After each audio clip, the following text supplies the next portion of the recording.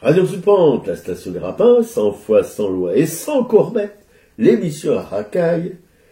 Nous sommes le combien, chers camarades? Nous sommes le 19 décembre. Déjà Doubiban, qui sera consacré, sans partie artistique d'ailleurs. Voilà, on se défausse un peu de notre boulot de relations muséales. Ce sera juste 2 presse-papiers concernant le drame qui se joue à Gaza en Palestine. Ouais, salut à tous. Vous pouvez nous mettre un petit mot sur notre mail à tracaille@orange.fr.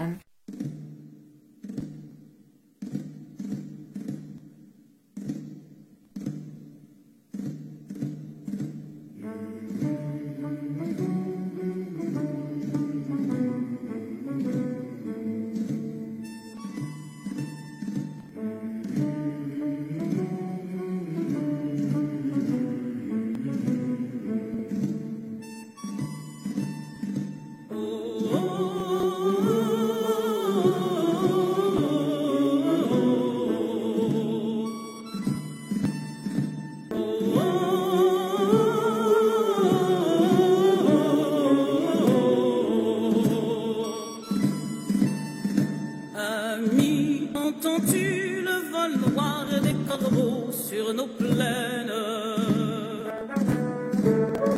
Ami, entends-tu ces cris sourds du pays qu'on enchaîne?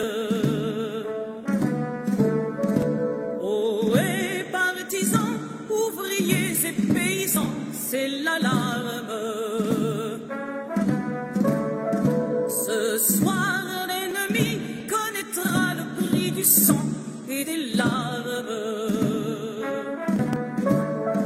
Montez de la mine, descendez des collines, camarades. Sortez de la paille, les fusils, la mitraille, les grenades. Oh, et les tueurs à la balle et au couteau, tuez vite. Oh, et saboteur, attention à ton fardeau, dynamite. C'est nous qui brisons les barreaux des prisons pour nos frères. La haine à nos trousses et la faim qui nous pousse la misère. Il y a des pays où les gens creux des lits font des rêves. Ici, nous vois-tu, nous on marche et nous on tue, nous on crève. Ici, chacun sait ce qu'il veut, ce qu'il fait quand il passe. Ami, si tu tombes, un ami sort de l'ombre à ta place. Demain, du sang noir séchera au grand soleil sur les routes. Chantez, compagnons, dans la nuit, la liberté nous écoute. Ami, entends-tu les cris sourds du pays qu'on enchaîne? Ami, entends-tu le vol noir des corbeaux sur nos plaines? Oh,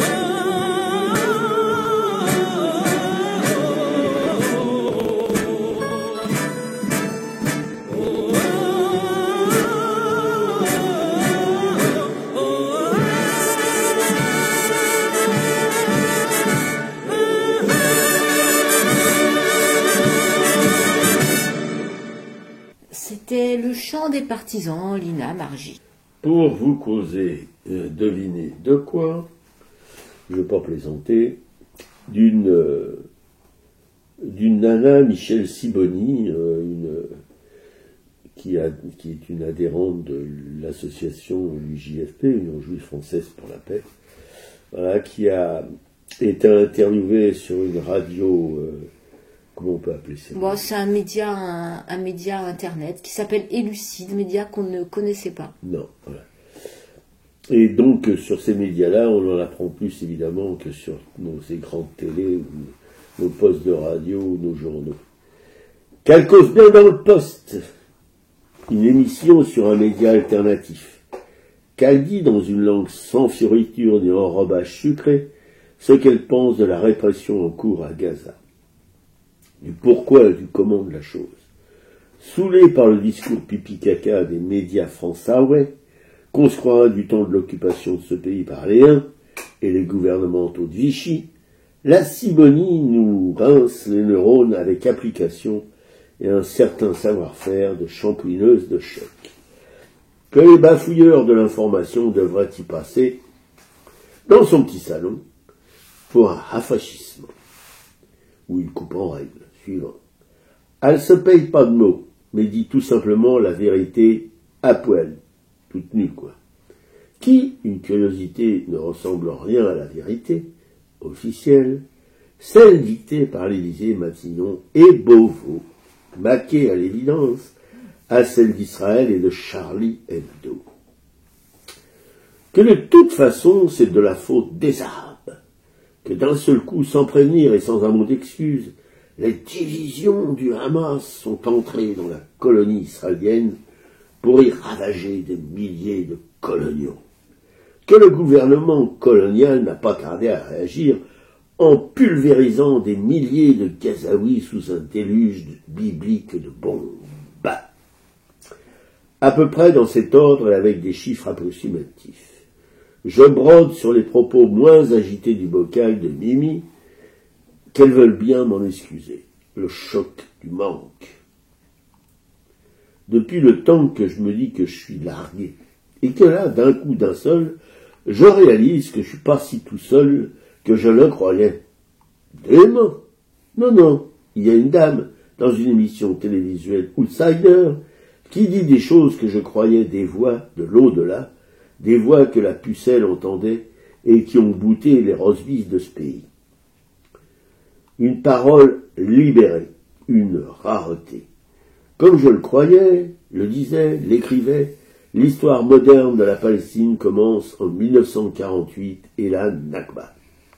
Une année plutôt tristounette pour la paix dans le monde, qui tourne toujours dans les veillées des camps de déplacés du Liban, de la Jordanie et d'ailleurs. Mais curieusement, pas dans les chaumières de France et de la plupart des pays d'Europe. On ne sait pas, on ne veut pas savoir, et quand on sait, on se tait. Jamais on ne rappelle pourquoi le 7 octobre ce carnage a eu lieu. Comme si 75 ans d'occupation ne pouvaient rien expliquer, 75 ans de colonisation, de pillage, de meurtre, d'expropriation et de toutes les avanies de ce peuplement forcé et d'expulsion d'une colonisation. T'es plus chez toi, casse-toi. C'est plus ta terre, c'est ma terre, casse-toi. Plus ton toit, casse-toi. Plus ta flotte, bois pas. Plus la mer, pêche pas. Plus. Comme une averse. Et badaboum, le 7 octobre, incroyable ce truc mortifère. Que nous bavent les médias qui relaient la parole gouvernementale, qui relaient la parole de la colonie israélienne, et de ses relais français, Meyer Habib, Ruel ou Enrico Macias. Tous d'éminents partisans de la Pax Domini. Personne ne peut en douter. Alors pourquoi j'en doute? La faute à Meurice, la faute à Sibonie, la faute à pas de chance et aux petits poussets, ces petits cailloux blancs pour retrouver le chemin de la route du retour à la maison, papa, maman, et la cheminée éclairée par quelques bouts de bois. Pas de bouffe, et alors on suce son pouce. Est-ce que l'on se raconte l'histoire de l'ogre et du petit pousset à Gaza? Quelle histoire on lit aux enfants des bombes? J'espère qu'un jour ils pourront écouter Michel Sibony raconter leur histoire, apprendre près de l'âtre, compter la vie. Dans la rue, jouer à la marelle et au ballon, sans poser le pied sur une mine antipersonnelle. dormir au creux d'un lit et rêver sans transpirer de terreur. Oui, il existe des personnes comme Michel Sibony qui possèdent ce don d'endormir l'horreur d'un bombardement réel ou imaginaire. Peut-être l'Afrique du Nord en elle, l'arabe. Ouais, alors Michel Sibony, elle est porte-parole de l'UJFP, elle en a été vice-présidente, et moi je l'avais écoutée sur un autre média alternatif, je crois que c'était le Média, et c'est fascinant. Il y a quelques femmes comme ça qui parlent, enfin quelques femmes, quelques hommes aussi, parce que je pense aussi à Ronnie Broman ou à Alain Grèche, des gens qui sont complètement imprégnés de cette histoire, qui savent de quoi ils parlent et qui ont cette capacité d'analyse, de dépasser effectivement ce choc du 7 octobre pour essayer de comprendre, d'y mettre des mots justes. Et toi, tu me disais que dans cet entretien que j'ai pas encore écouté, effectivement, elle n'hésite pas à citer des propagandes, enfin la propagande israélienne par des chanteurs comme Bruel, Enrico Macias ou même critiquer Charlie Hebdo qui effectivement, nous il y a longtemps qu'on avait le sentiment que Charlie Hebdo était quand même très islamophobe, hein. C'est bien avant les attentats du Bataclan et de ce qui s'est passé dans leurs locaux, hein. Donc c'est quand même, ça fait du bien, c'est des gens qui sont vraiment posés, et elle a écrit avec deux autres femmes, avec Sonia Feynman qui fait partie aussi du JFP, et Béatrice Orès aussi du JFP. Alors Sonia Feynman est aussi très impliquée dans les Amis du Théâtre de la Liberté à Jenin, et elles ont écrit un livre. Ils viennent d'en mettre en prison. Ouais, un livre qui s'appelle Antisionisme, une histoire juive. Et là, ce sont des extraits de personnes qui ont parlé justement sur ce qui s'était passé, qui ont critiqué le sionisme depuis longtemps. Je pense que c'est aux éditions Silev. Je pense que c'est un livre vraiment intéressant. Et effectivement, le Freedom Theatre, parce que la Cisjordanie est largement ciblée aussi en ce moment, et le Freedom Theatre a été, donc ses directeurs sont régulièrement emprisonnés, et là les locaux ont été dévastés, il y a eu des sièges, et c'est pareil, les directeurs là étaient emprisonnés il y a quelques jours, quoi. Et pour continuer sur la Cisjordanie, justement, Israël prive maintenant les Palestiniens d'eau de la vallée du Jourdain. Donc il y a un article de Gideon Lévy et d'Alex Levac dans Haaretz qui explique que depuis le début de la guerre, une vingtaine de familles palestiniennes ont été contraintes de quitter leur maison dans la vallée du Jourdain, en raison, ça on l'a dit plusieurs fois, de la violence accrue des colons, hein, qui n'hésitent pas à tirer. D'ailleurs, il y a eu un appel justement de plusieurs pays à limiter cette violence des colons. Alors on ne sait pas si ça va porter ses fruits, mais là il y a quand même des pays qui se réveillent en disant maintenant ça fait un peu beaucoup quand même. Et pendant ce temps, l'armée refuse aux communautés de bergers l'accès à l'eau. Donc il y a des volontaires israéliens qui tentent de les protéger quand même jour et nuit. Donc c'est important, effectivement. On se doute bien que tous les Israéliens ne sont pas... sont pas des nazis. Voilà, on se doute bien quand même qu'il y a quand même des gens qui ont encore un peu d'humanité. Donc, mais donc il y a une grosse privation d'eau. Je voulais aussi parler d'un livre un livre de Liane Papé qui s'appelle Le nettoyage ethnique de la Palestine, qui est sorti il y a quelques années, je crois, aux éditions Fayard. Et en fait, depuis le 7 octobre, les éditions Fayard ont prétexté je ne sais plus quoi pour arrêter d'éditer ce livre et de le proposer dans les librairies, ce qui est absolument scandaleux. Par contre, justement, il y a une version PDF qui tourne sur Internet, qu'on a reçue sur nos mails, donc je le mettrai en ligne, quoi. Il y a exactement dans un autre article intéressant, et aussi c'est sur un communiqué de la FPS, Association France-Palestine Solidarité, que des Français effectivement sont engagés dans l'armée israélienne qui commet des crimes de guerre à Gaza, et donc la présence de citoyens et citoyennes français et binationaux, franco-israéliens, dans l'armée israélienne d'occupation est une réalité avérée depuis de nombreuses années, et aujourd'hui ce nombre de soldats de nationalité française mobilisés sur le front à Gaza est tout de même estimé à 4185, d'après une enquête effectuée par Europe 1 en Israël. Après celui des États-Unis, il s'agit du deuxième contingent de soldats étrangers qui opèrent dans l'armée israélienne. Et l'un de ces jeunes soldats témoigne au micro d'Europe 1 « Je voulais vraiment passer à l'action, même si je ne suis pas un Israélien, que je n'étais jamais allé en Israël. Notre objectif pour l'instant est de faire face au Hamas, et on fera ce qu'il faut faire, quand il faudra le faire, et on le fera comme il faut. » Et depuis le 7 octobre, des témoignages comme celui-là émanant de citoyens français prêts à tout faire sur le front de Gaza sont nombreux dans tous les médias. Cela vous étonne, cela vous indigne, à la FPS, cela nous révolte aussi. Rappelons que pour les Français et Françaises, il existe deux manières donc de servir dans l'armée israélienne. On a ceux qui ont émigré en Israël en tant que juifs ou juifs, qui obtiennent la nationalité israélienne tout en conservant leur nationalité française, eux qui doivent effectuer un service militaire obligatoire de 3 ans pour les garçons, 2 ans pour les filles, c'est des binationaux. Il y a des Français et Françaises qui résident en France, qui se reconnaissent sous nom comme juifs ou juifs, qui peuvent s'engager dans l'armée en tant que volontaires, tout en ne résidant pas en Israël et n'ayant pas la nationalité, et que, rappelons également, que l'armée israélienne consacre de gros moyens pour le recrutement de volontaires venus du monde entier. Et en France, cela passe entre autres par l'organisation de stages et de camps d'été en Israël, avec une immersion dans l'année. Donc c'est des camps qui sont proposés, des stages à des jeunes mineurs, qui sont organisés par des associations basées en France, qui font en même temps des appels à des dons à destination de l'armée d'occupation.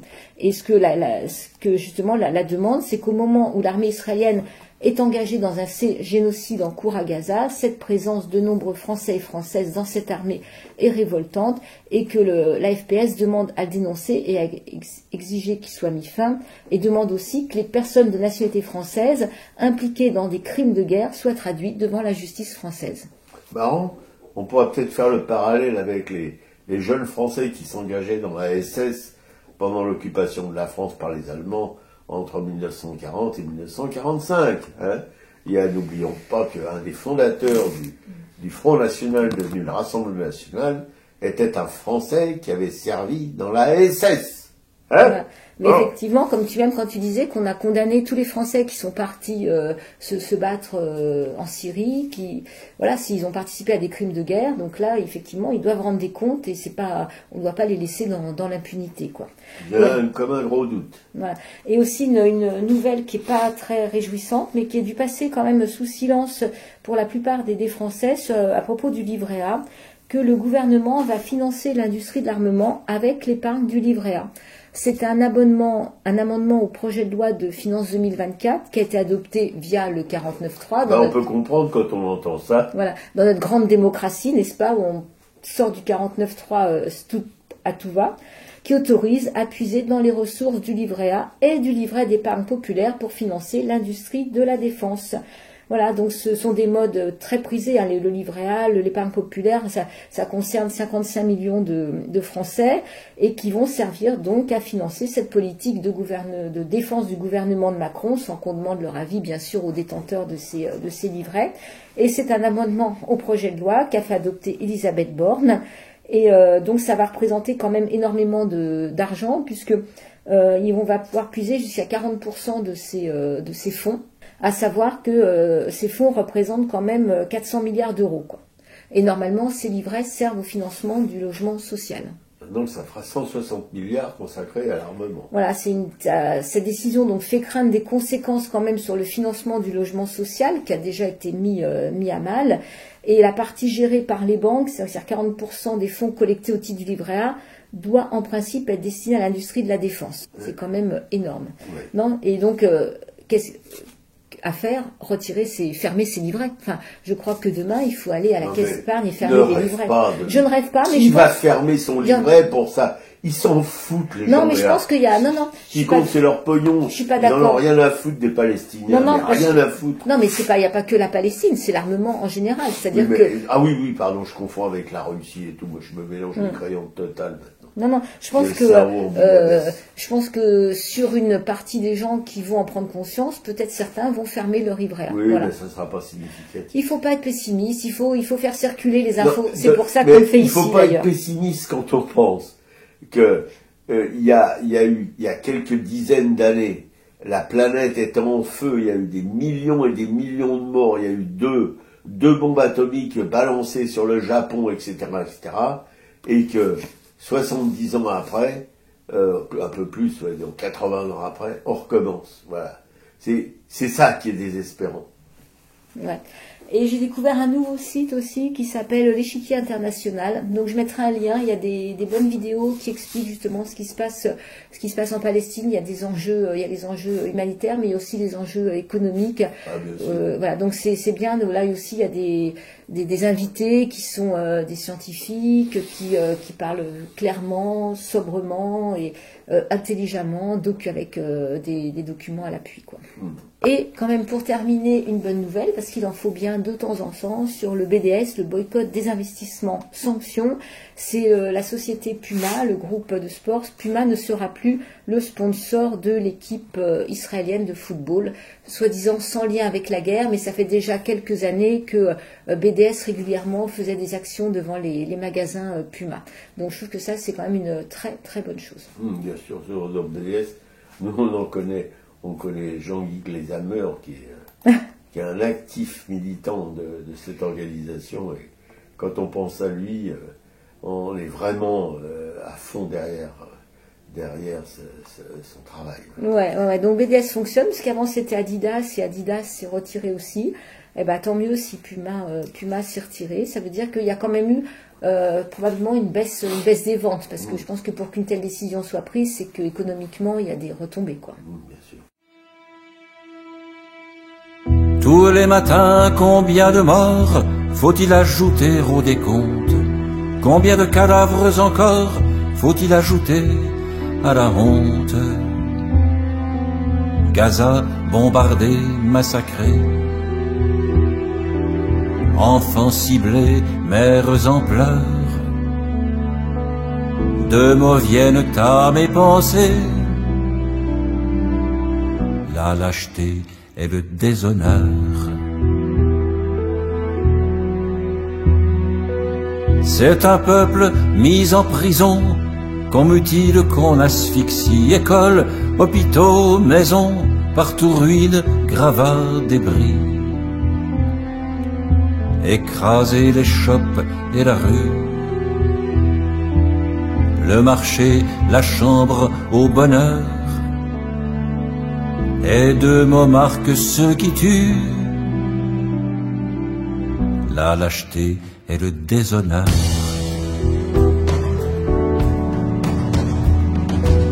Soldat planqué dans ton blindé, puissant comme 20 forteresses, dont un seul obus va briser, sans risque pour toi, 20 jeunesses. Et toi pilote, routinier, avec tes missiles de l'horreur, ou personnifiés à jamais, la lâcheté et le déshonneur.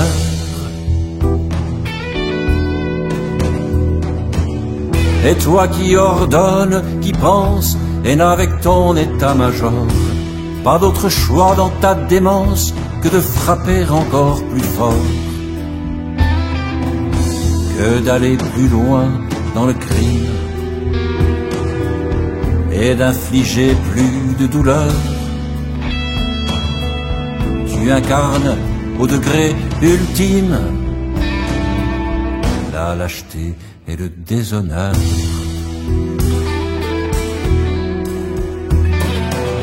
Non, la lutte n'est pas égale entre 1000 avions, 1000 chars, 100 000 bombes infernales et un peuple enfermé à gare.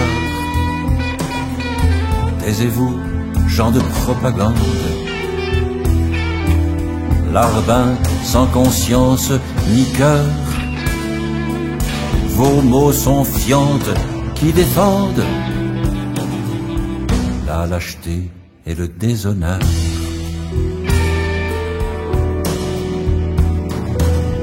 Voleurs de vallées, de collines, votre rêve semble être de saigner tous les enfants de Palestine, de les tuer jusqu'au dernier. Jusqu'où donc ira votre haine? Vous vous prenez pour des seigneurs, mais derrière vous, comme une traîne, la lâcheté et le déshonneur.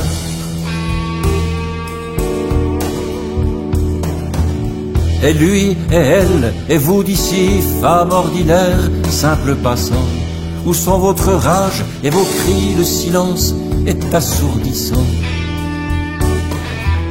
et toi, le premier d'entre nous. Veulent qui reste spectateur. Voici que retombe sur nous ta lâcheté et ton déshonneur.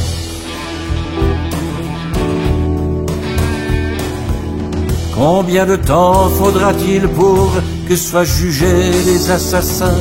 Combien d'années, combien de jours pour que la paix ouvre ses mains? Combien de jours, combien d'années pour que vienne la fin des pleurs? Combien de temps pour oublier la lâcheté et le déshonneur?